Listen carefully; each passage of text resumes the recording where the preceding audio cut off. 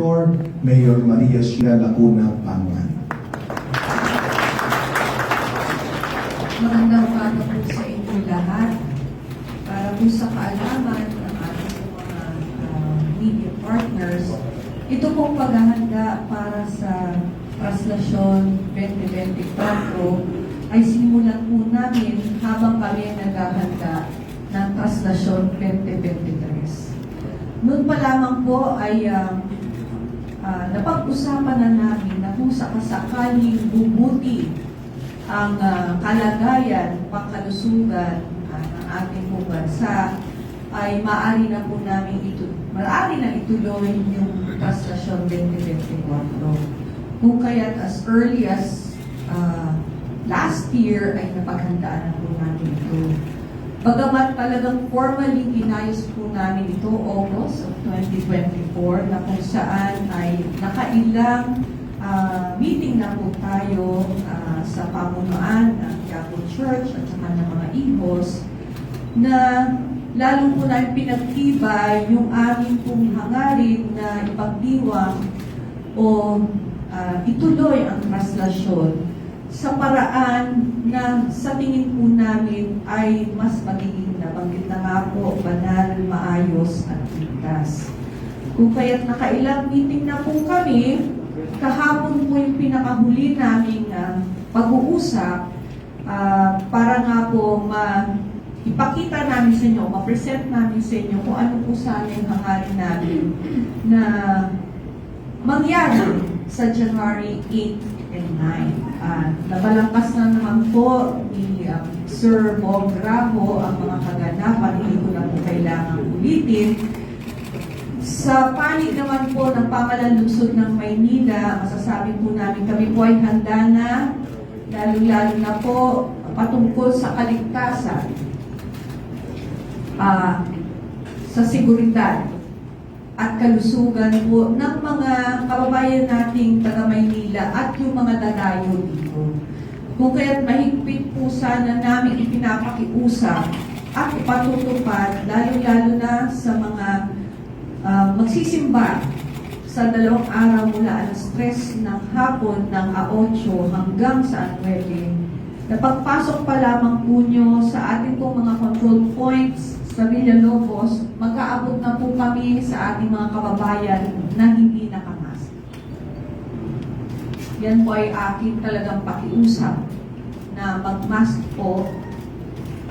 At kung mapapakiusapan pa po natin, lalo-lalo na po yung ating mga ihos na pakiusapan ang kanilang mga balangay at iba pa mga deboto, na masama na rin yung mga sasama sa prosesyon.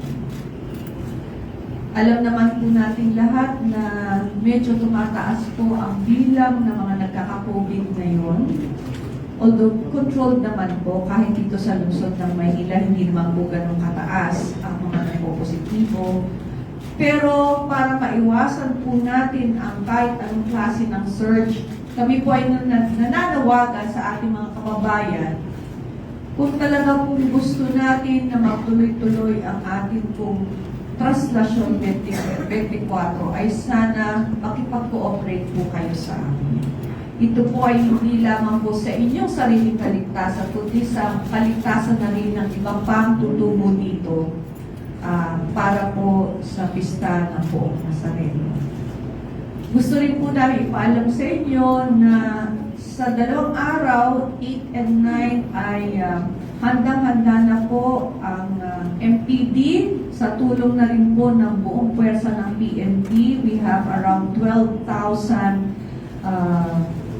men and women na tutulong po sa atin para maging ligtas at maayos ang ating pong activities for January 8 and 9. Pero bukas bilang first Friday po, ay makakasiguro po kayo na magiging maayos din po ang pagdiriwang natin ng First Friday Mass po bukas. Kung ano po ang bibigay natin security during 8 and 9 at sa buong 2 linggo, yun pa rin po ang ibibigay nating kaligtasan po sa ating mga kababayan. So, sana po, ang pagbabago po ng andas ay matagal na po namin napag-usapan. Actually, ito po ay hindi talaga pagbabago, kundi pagbabalik lang ng dati na kung nakaugalian na pagdiriwang ng posisyon ng Poong Nazareno. Na kung saan maayos po namin itong naisasagawa. Na banggit nga po ni Father June, dati po naman kasi hindi po binubuhat yung mga tao para sumangka. Pwede na lang po itapon ang inyong pong mga bimpo, mga pamunas, panyo.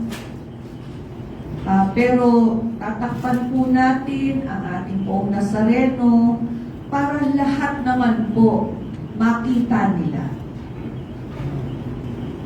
ang Poong Nazareno. Kasi pagka nagsampahan po tayo, hindi na po natin makikita si Poong Nazareno. Ang makikita na lang po natin ay yung mga nakasampay. Ito rin po ang ating paraan para maging ligtas, makatulong sa pagiging ligtas po ang buong prosesyon mula sa Quirino Grandstand hanggang makabalik po ang Poong Nazareno sa Quiapo.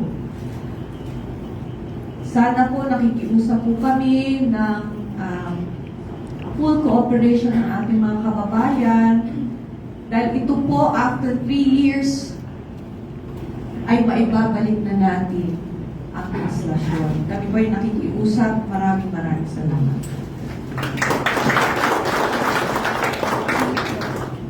Thank you very much po, Mayor Lacuna. At para naman po, ito hinihintay ng marami at tinatanong sa akin ng marami para po i-discuss sa atin ang magiging ruta ng ating translasyon at para rin po i-discuss ang security and traffic guidelines at iba pang mga dapat at hindi natin dapat gawin sa pagdiriwang ng Nazareno 2024. May I call on Mr. Alex Irasga.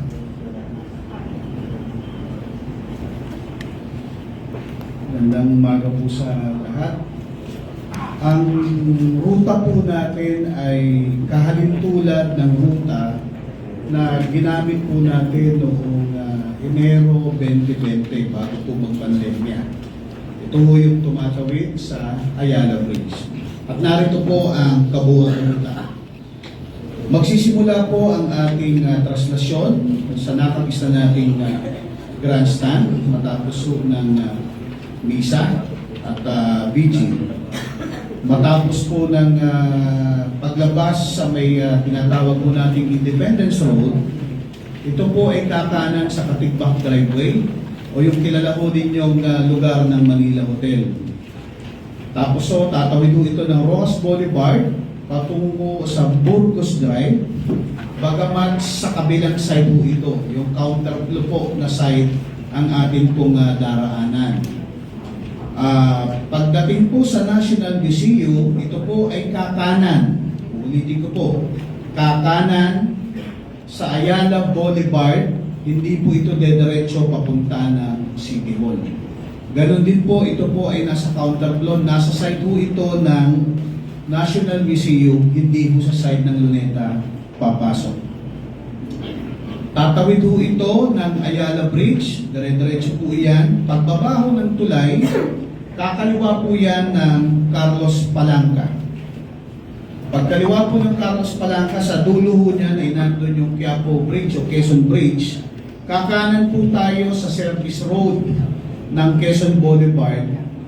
Dito po sa may side ho ng mosque ng kapatid nating mga Islam. At kakanan po tayo sa Arlegui Street. Bago ho tumawid ng dulo ng Arlegui, ito ho ay kakanan dun sa mga makikipot na kalsada ng komunidad po ng mga taga-Quiapo sa Fraternal, kakanan ng Vergara, kakaliwa ng Duque de Alba, kakaliwa ng Castillejos, kakaliwa ho ulit ng Parnesio, hanggang makalabas ho ulit at kakanan sa may Arlegui. Pagkanan po ng Arlegui, ito ho ay kakaliwa sa Picasal. Magka-counterflow ho ulit ito sa side ho ng National Teachers College. At kakaliwa ho ng Concepcion Aguila. Ang dulo po ng Concepcion Aguila ay makikita natin ang Carson Bridge at papasukin ho natin ang kalsada na yun, pakanan. ng Carcer Bridge upang makalabas po tayo sa Hidalgo, kung saan nandun po yung kilala nating MLQU. Pagkanan po ng Hidalgo, ang dulo po nito ay yung tinatawag po natin Plaza del Carmen o yung San Sebastian Church, kung saan po ginagawa natin tuwi-tuwi na ang tinatawag nating dungaw. Pagkatapos po ng seremonya ng dungaw, tayo po ay kakaliwa ng Bilibid Viejo, kakaliwa ng Gonzalo Puyat, kakaliwa ng Guzman, at kakanan ho ulit sa Hidalgo, patawid ho ng tulay, at lalabas sa Quezon Boulevard, Service Road, at magka-counterflow po ulit.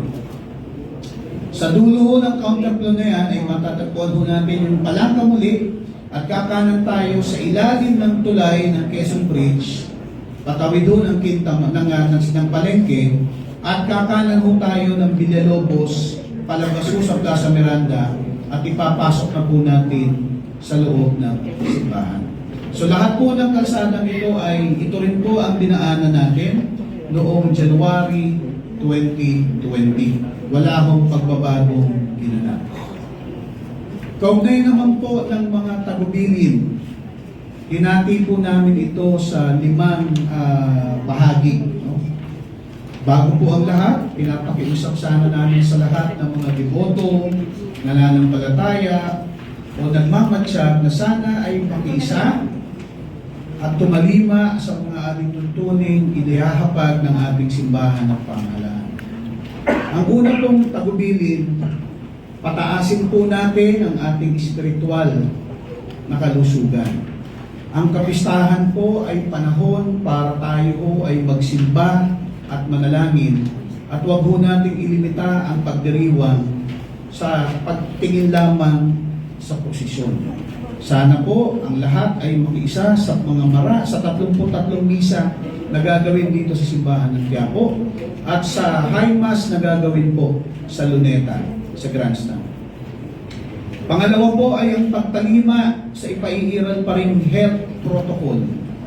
Ipinapakiusap po sa lahat na manatiling magsuot ng face mask upang masubukan po natin huwag makahawa o mahawa sa mga kumakalat parehong karamdaman sa ating komunidad. Ipinapakiusap po na magdala pa rin tayo tuwi-tuwi na ng hand sanitizer para kung naglilinis pa rin po tayo ng ating mga kamay kung tayo ay umahawak sa ibang bagay.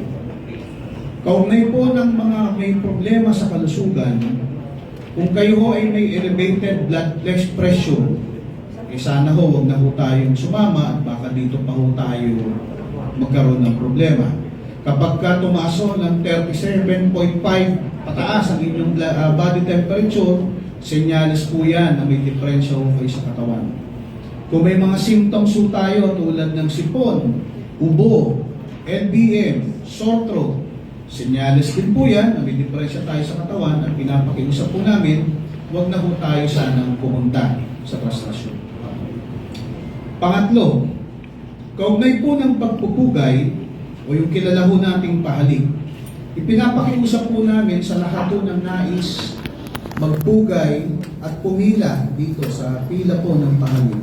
Magsuot po tayo ng face mask at magdala ng hand sanitizer. Magpairal ng social distancing para hindi tayo dikit-dikit sa pila. Pag nakalapit na po tayo sa ating senyor, maaari ho kayong magpahid ng panyo. Subalit pinapakiusap po namin na huwag na po ninyong halikan ang paa at krus ng ating senyor. Yun na lamang pong panyo na inyong ipinahid ang inyong halikan. Pang-apat, para po sa pagpapairal ng peace and order, pagpapanatili ng peace and order, ipinapakiusap po natin sa ating mga ambulant vendor, huwag po sana tayong magtinda sa vicinity ng simbahan, ng luneta at sa ruta ng posisyon. Lalong-lalo na po yung mga may tinitindang may barbecue stick o fishball stick, yung mga may digalan, yung mga may babasahin. Sana po ay tumabi-tabi muna tayo doon po sa mga peripheral side streets, no? doon na lamang ho tayo magtinda at huwag na ho dito sa daanan ho ng ating posisyon at sa gilid ng simbahan. Pinapakiusap din ho natin sa mga balangay na huwag na hong magdala ng standarte at replika. Dahil ho, nagkaroon naman na ng standarte at replika blessing, nasimulan na ho yan kahapon, magtatapos ho yan bukas. So yung lahat ho ng gustong mapaspasan ang kanilang standarte at replika, may panahon pa ho tayo mamayang hapon hanggang bukas para ho ito ay mapaspasan. At huwag na sana natin dalhin sa araw ng kapistahan. Pinapakiusap din ho natin sa mga amateur owner ng drone. Bawal na bawal pong magpalipad ng drone sa araw ng kapistahan. Bukod tanging ang otorisado lamang ng ating PNP at AFP ang allowed ho na magpalipad ng drone. Sa mga kapatid ho nating media na nais magpalipad ng drone, pinapakiusap po namin na makipag-ugnayan kayo sa ating kapulisan kung kayo po ay kinakailangang payagan.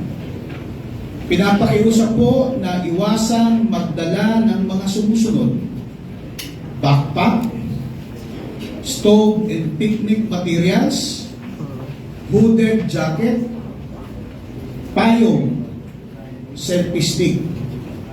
Bagamat pinapayagan mo natin na magdala kayo ng transparent na jacket o yung tinatawag mo na poncho at transparent na plastic bag. Panglima, kaugnay ng posisyon. Lahat po ng elemento ng nakakisa nating posisyon ay mangyayari po. Ito po yung nakakisa na nating paghila ng lubid, may pasanan, may pagsalya, may pagpahid ng panyo o tuwalya, at may krus na mahahawakan sa likod ng andas. Subalit, may pong ipinapakiusap, walang pagsampa sa andas. Sa mga kapatid po nating deboto na nagsisikap sumampa rito at magsisikap na gumapang o lumangoy sa mga ulo ng mga kapwa deboto, ibababa po kayo ng mga kapatid nating miyembro at opisyal ng IOS. Kaugnay po dun sa bagong andas na marami pong nagtatanong, ang ultimong layunin po ng ating bagong andas ay maibalik ang nakagisnan sa mga nakaraang panahon na bukod tanging ang senyor lamang ang nakikita at hindi ang mga ihos o deboto na nakapalibot dito. Nais po nating nag-iisa na nasa taas lamang ng andas ang ating senyor. Dagdag na layunin din po rito na maprotektahan natin ang ating imahen dahil hindi na rin naman po matibay ang mga bahagi ng ating imahen. Kinakailangan na po itong maprotektahan. Dahilan na rin po dito na hindi na po ito dadaan sa hirap. Alam mo ninyo, tuwing matapos po ng pista sa mga nakaraan, hindi po maganda ang amoy ng ating imahen. Basa ng tubig, basa ng pawis, at minsan po may mga dumi pa ng napagkainan sa palibot. So gusto ko nating maprotektahan ang ating imahen sa mga bagay na ito. Kung inyo pong matatanungin, ano po ba ang ating bagong andas? Ito ho ay parang pinagsama ho natin yun hong nakagisnan ninyong andas, yun hong ginagamit ng Peña Francia at Pope Mobile. Ito po ay may metal and glass enclosure tulad ho ng Pope Mobile para ho walang makadikit dito. Ito po ay may provision ng ilaw para ho maliwanag kahit gabi. May sound system at may CCTV para ho sa monitoring ng ating seguridad. Mananatili po may mga alagad ng ihos sa dalawang gilid, bagamat ang tungkulin ho nito ay matiyak na wala hong makakalapit sa ating andas. May pintuan po silang dadaanan sa gilid, kaya maski ho sila, hindi rin ho sasampa sa andas. Panghuli, nais po namin ipaalala sa lahat, ang kapistahan po ng Nazareno ay dapat magsilbing pagdiriwang, hindi pagpapakasakit o pagpipighati. Dalangin po namin at pagsusupikapan na wala sana tayong bibilangin sa pagkakataong ito na pumanaw, nasaktan, hinimatay o anumang iberya dahil sa pagdiriwang. Sana po ang bibilangin natin ng mga pamilyang Pilipino ay kung ilan sa kanila ang mas maayos ngayong nakakita sa ating Senyor sa darating na trastasyon na may pag-asam ng biyaya. Maraming salamat po.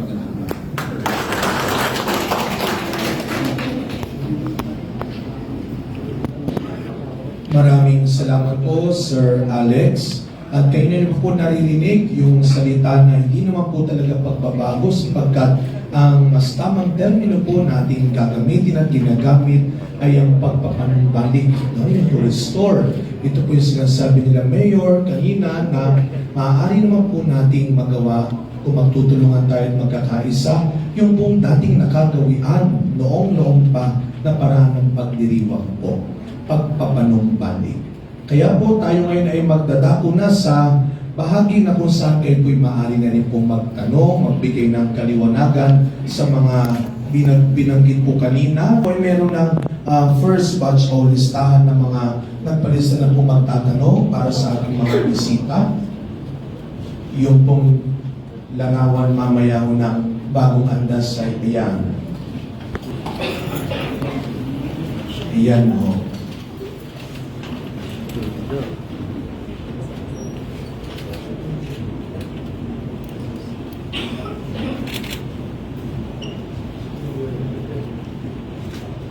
Sige po, sisimulan na natin ang pagtatanong mula sa Manila Bulletin. Nandito po ang ating mikropono sa may harapan. Dalawa pong mikropono natin. Sa mga nagpalista po, medyo lumapit na po tayo bago po kayo tawagin para mas mabilis po ang inyong pagtatanong din po. Mula sa Manila Bulletin, Richeline Canlas. Lapit na po yung mga nagpalista.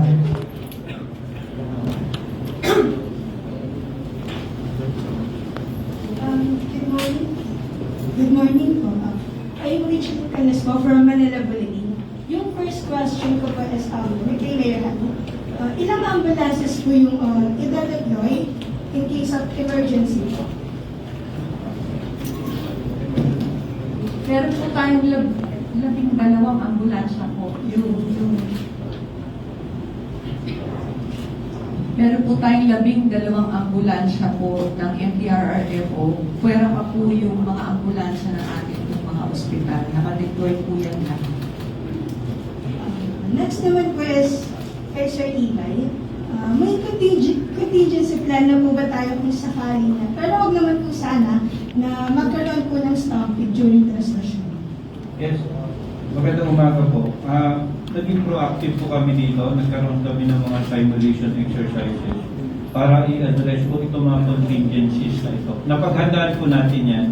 At kung susundin po sana lahat yung mga guidelines kanina o yung mga pinagbabawal, mas ma-reduce pa natin yung possibility na magkaroon po ng stampede. Lalo-lalo na po yung pagpumilit natin na sumampa sa andas. Yun po.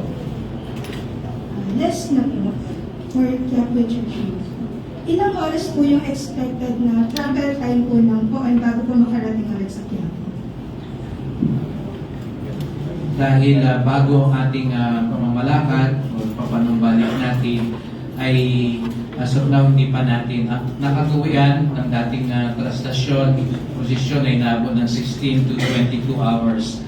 Pero ating pinanalangin na kung wala nang masyadong sasalubong at sasampa, mas mapapabilis tayo ng posisyon. Pero hindi natin makalkula, pero matitiyak natin na mas mapapabilis ito. Kung susunod ang lahat sa alituntunin, mapapabilis ang ating posisyon pagbalik sa Quiapo.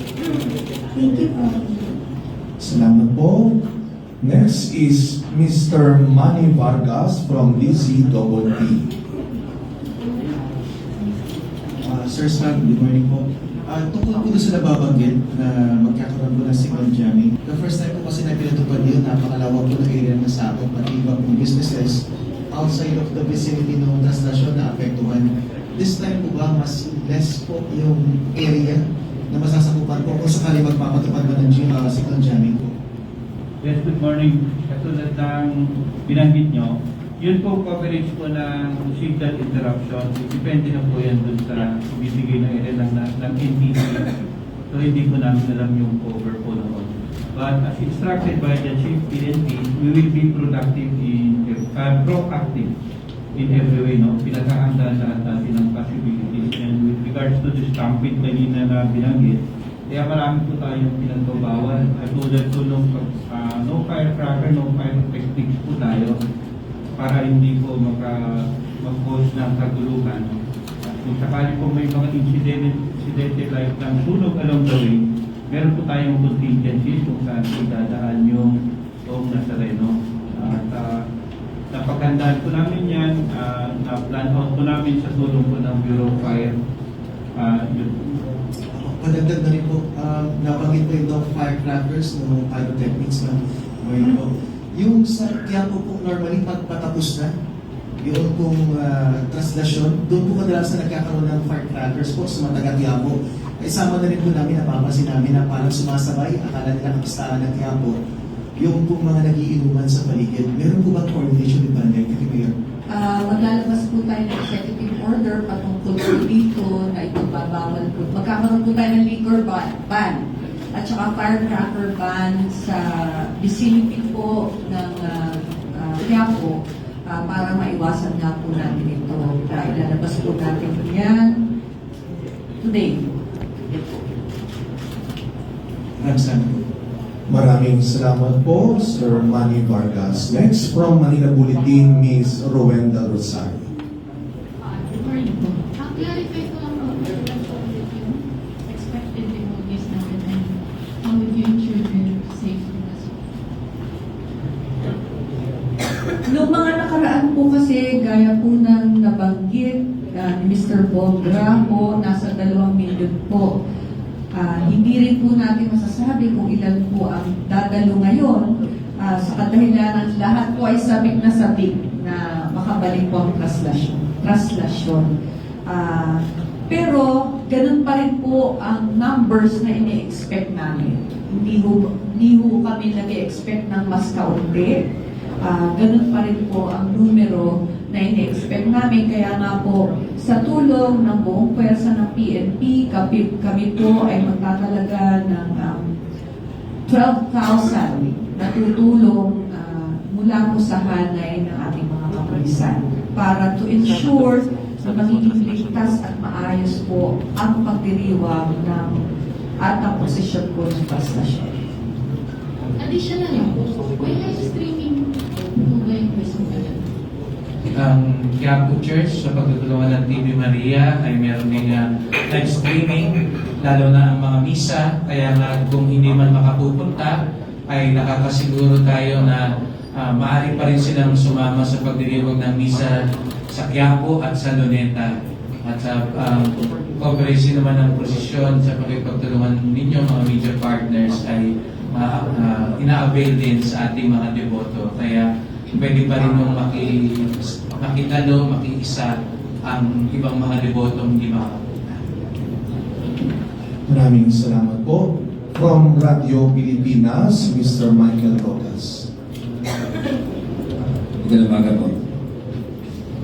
Doon po sa issue po ng ng health protocols or minimum health protocols, pati po ba sa loob ng simbahan magkakaroon po ng social distancing? Gaano po yung agwat sa pagitan po ng bawat deboto? Kagaya po nung dating pinatupad, nung may pandemya po, 1 meter po yan. Kaya magkakaroon po tayo ng spillover sa labas. Na kung saan meron naman po mga LED walls kung yun po sa hindi na makakapasok sa loob ng simbahan. Yung po sa Quirino Grandstand, ma'am, meron din po bang social distancing? Opo, yun din po ang gagawin. Although ang pinaka activity po sa simbahan, maliban dun sa 12 midnight na misa mayor, na ang kardinal po ay pahalik po ang pagkaganap. Yung iba naman po misa ay para sa mga volunteers na naman po tsaka vigil na lang po. Pero ganun pa man din po, ipatutupad pa rin po ang social distancing. Yung kung sabi po ng social distancing, ma'am, ang inaalala po namin during translasyon or posisyon, paano po may papatupad yung gaano kalaki ang hamon sa MPD or sa simbahan at sa LGU na may patupad po yung pong social distancing during the translation? Yes, alam naman natin na hindi naman natin maawat basta. That's why we are encouraging everyone to use face mask. Dito natin sisimulan yan, doon sa may mga control points po tayo dito po sa loob ng simbahan at sa labas po. But pagdating po doon sa mismong posisyon, yun ako talagang napakahirap na ito. Alright. Other topic na po yung pong tungkol sa rerouting. Kailan po ipapatupad ng rerouting sa Metro at sa Maynila? Yes, January 8 po ng 9 p.m. magkakaroon na po tayo ng road closures at magkakaroon na po tayo ng rerouting. 9 p.m. po ng January 8. Thank you so much, Mr. Thank you, Ma'am Mayor. Maraming salamat po, Sir Michael Rogas. Next, Ms. Maris Umali of GMA. Magandang umaga po. Una po sa lahat, Father Sasson, meron po ba kayong recollection kung kailan yung pinakahuling pagkakataon na hindi pa sinasampahan ng andas? Ang andas na nakikita natin na Rubis Cuadrado, kung tutuusin ay sinimulan lang mga year 2000. Hindi ito katulad ng binabanggit ng ilan na sinaunang panahon pa. Nung una ho ay yung tinatawag na karosa o yung pyramid o yung silver na tuntungan ng Nazareno. Kaya nung una, nung yun pa ang ginagamit before 2000, ang talagang nandun na sa taas yung nag-aayos para hindi sumabit sa mga wire. Isang tao lang o dalawang tao lang po ang nasa taas at ang pakay niya ay hindi sumabit ang imahe sa mga dadaanan, yung mga banderitas. So, ibig sabihin 2000 lang po talaga nasimulan na nung nagkaroon ng sinasampahan. Nagkaroon ng hindi agad 2000 din. No? Kasi nung nagkaroon nga ng pagkakataon na may tao na doon sa taas, doon unti-unti. Hindi rin naman agad, kasi nga hindi siya bahagi ng debosyon kung tutusin. Kaya nga ng kineto kay Mayora, dati po, ang kwento rin ng mga ihos, ang pumapanik ay hinihila pababa ng mga deboto dahil ayaw nilang nagpamapanik ang mga, dahil nga ho, baka masira. Ang kadalasan ginagawa lang ho, yung makapunas. Yun ang talagang tradisyon at debosyon. Siguro nga pag-evolve through the years, nung lumaki yung lalagyan, nagkaroon ng andas. Andas din naman ang tawag dati, pero hindi yung formang ganito na nakikita nyo na kwadrado na. Kaya nagkaroon ng pagkakataon na may lumapit, tapos yun ang naging nakagawiyang kustumbre na makabago at ngayon lang talaga nangyari. Father, yung sinabi niyo po na may live streaming naman po at sa mga hindi na maganda yung kalusugan, sa live streaming na lang po. Pareho rin po ba yung blessing na kanilang matatanggap?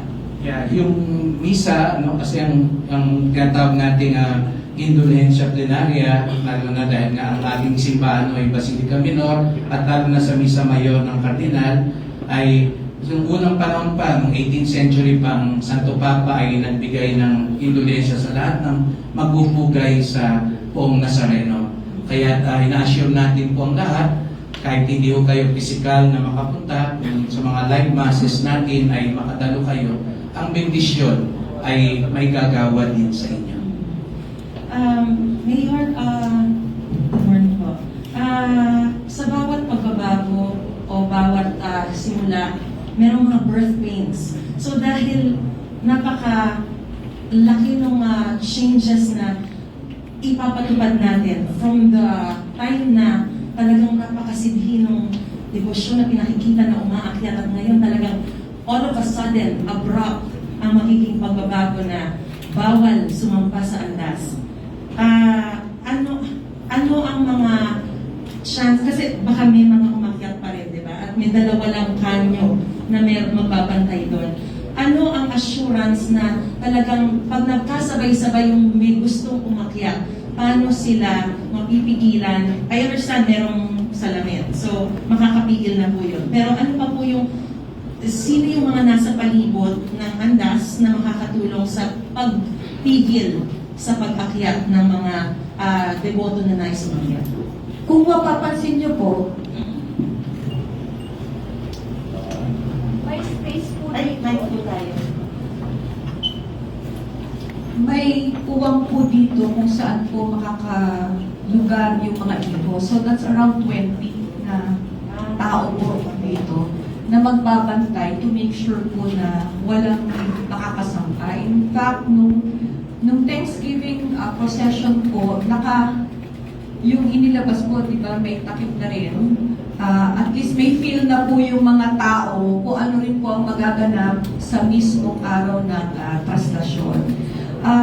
Totoo po yan, may mga birth pains po, pero sa tulong po ng lahat ng mga stakeholders na gusto maging maayos itong unang salvo natin after 3 years, sa tingin ko naman po ay magiging maayos hanggang sa makakaya natin yung magaganap po ng traslasyon. Wala naman chance na hindi kasi kanina kung may binanggit po kayo sa statement nyo na kung gusto nyo matuloy ang traslasyon 2024 gawin natin maayos, wala naman pong chance na pipigilan nyo yung magpapatuloy na kapag halimbawa hindi sila sumunod sa mga patakaran. I think kung mapipigilan man po ang traslasyon, alam naman po ito ng simbahan, ay kung may security risk lang po na maibabalita sa amin. Alam na po yan ng simbahan, alam na po yan ng lahat po ng nag-usap-usap at nagpulong-pulong po sa kasakaling meron po magiging security risk sa 2 araw na yun, baka hindi po matuloy ang traslasyon. Baka. Pero kami po ay nakahanda na talagang matutuloy siya. Pero wala namang mga intelligence information. Wala naman po. Wala. Just to clarify, ilan po ang pwedeng pumasok sa loob ng simbahan for every mass? Ilan ang nasa labas approximate natin?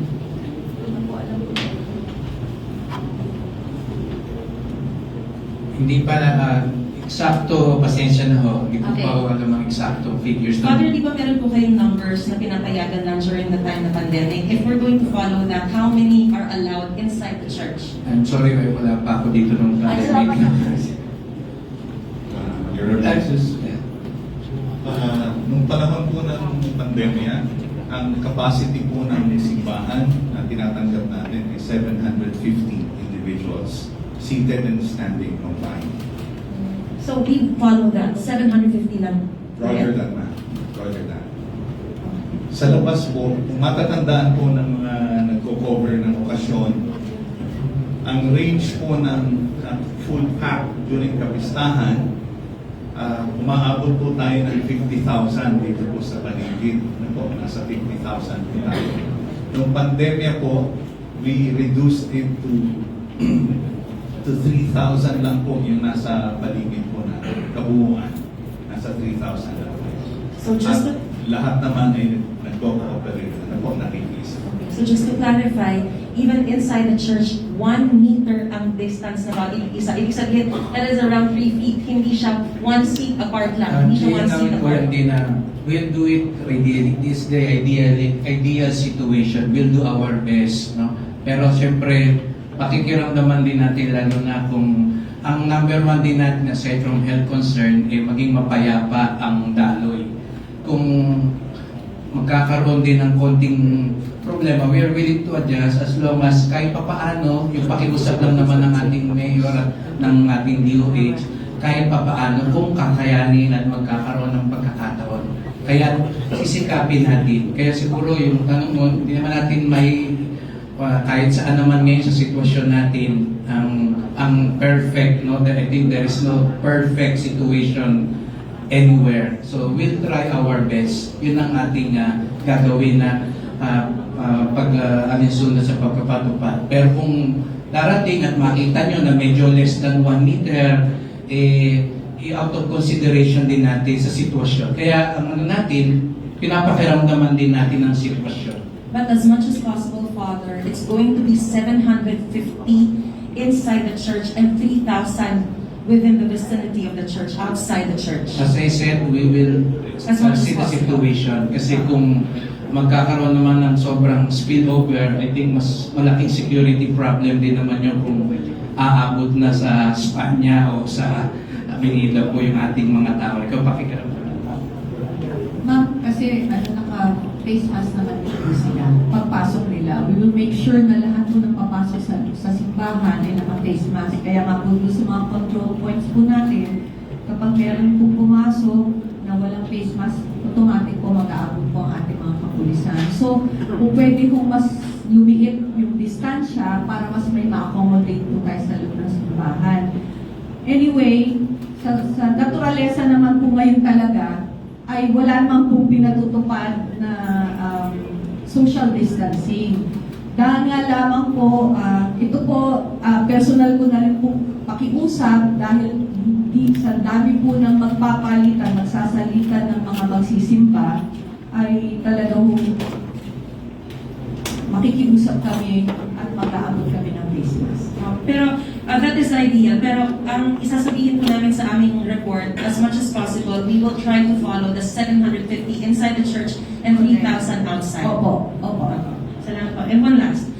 What is the last, yung last po na yan, or the handas, the new design, what is it made of? Gano'n siya katibay para kung sakali man na talagang magsiksikan, matindi yung mga tao, hindi ba siya masisira? Salamat po. Una po, bago ko sagutin yung tungkol sa salamin, madagdag ko lang po yung tungkol dun sa magsisimba. Baka ho pwedeng iwasan natin yung palimita doon sa bilang ng magsisimba. Baka ho mas tamang approach ho natin, let's, as the saying goes, let's play it by ear. Kasi nga ho, naka-face mask naman ang mga tao, may pila ho ito galing dun sa Villalobos. Kung mabilis ho natin mapapapasok ang mga tao, hindi ho naman kinakailangan bilangin na pag umabot ng 750, hindi na ho natin papapasukin yung pang 751. We will allow as long as we can accommodate and observe minimum consideration ho ng ating health protocol. Madagdag ko lang ho, bago ho pumasok ng simbahan, mamimigay ho kami ng face mask. So makakatulong po yun para ho magparami tayo ng mga magsisimba. Ganon din po sa labas. May kagaya ho nung nakatisnan natin ng pandemya, may mga guhi po kami ilalagay dyan. Pero kung makikita naman ho natin ang mga tao sa labas ay naka-face mask at nagsasanitize, hindi na ho naman kinakailangan sabihin natin nagpas ka ng 1 meter. Wala naman na ho tayo ngayon sa ganon. So, ang ipinapakiusap ko ho ay kung ano ho ipapabot natin, sana ho ay yung mga pinaiiral na pakiusap na sumunod pa rin tayo sa mga umiiral na health protocol. No, as much as possible, wag ho tayo magdikitan. As much as possible, magsuot tayo ng face mask, magdala tayo ng hand sanitizer. Kung hindi talaga may iwasang magkadikit tayo, tulad ng paghila ng lubid, matapos humawak sa lubid at humawak, madikit sa mga kapwa natin, mag-sanitize ho agad tayo bago tayo umuwi, para ho hindi naman tayo mahawa ng sakit. Kaugnay naman po sa salamin. Yun pong ating salamin, ang tapatan po nito, ang salamin ho, anumang uri ng salamin, moderno man ho yan ho ay mababasag. Kahit ho ang bulletproof glass, kapag kaya ho ay binarin, nababasag. Bagamat ho ang ating salamin ngayon ay sabihin na ho natin ginamitan na ng makabagong teknolohiya. Makapal na po ito, kumpara lang ho naman sa mga ginagamit ho na salamin sa skylight ng mga mall at yung mga salamin ng mga tindahan sa mga establishmento. Mas makapal po ito. Mas makapal po ito at ang tinatawag po ito na tempered glass, kagaya ho ng ginagamit sa mga sasakyan, na kapag ka nabasag ho ay hindi ho ito yung malalaking bahagi, kung hindi para ho mga butil ng mais na ang nagiging pagkakabasag.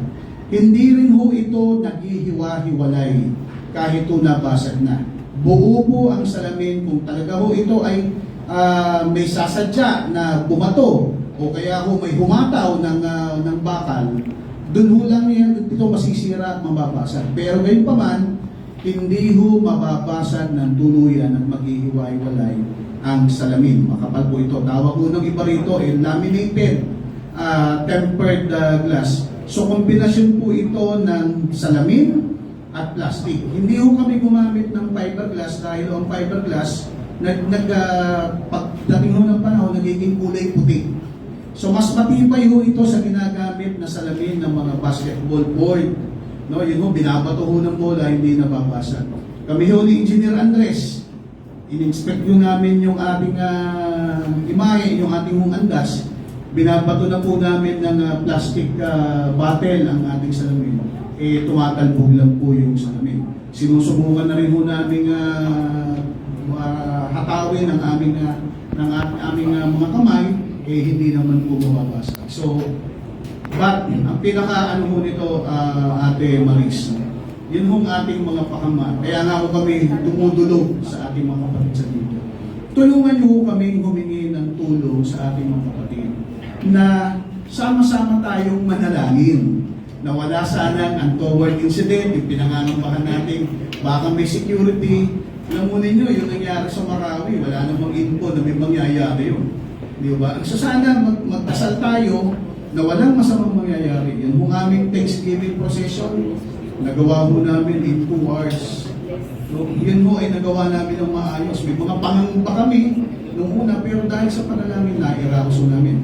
Dahil sa pagtutulong ng mga tao sa pamahalaan, sa pamahalaan, ng mga kapatid nating iyos, sa pamumuno po ng ating simbahan. At sa tulong na rin ang ating mga kapatid sa media. Nairaos po natin. Sir, that we can assure you. Is it bulletproof? Salamat po. Hindi po. Salamat po. Ay, ma'am, sorry, one last. Yung mga nagpo-procession mismo, talagang kailangan strictly nakamask din. Paano ko napawisan? Ini-encourage po namin. Wala naman po kasing mask mandate talaga yan. So hindi po natin mapupwersa yung ating mga magpoposisyon. Kami po ay talagang nakikiusap para na rin po sa kaligtasan nila at sa kaligtasan na rin ng mga sasama sa posisyon. Maraming salamat po.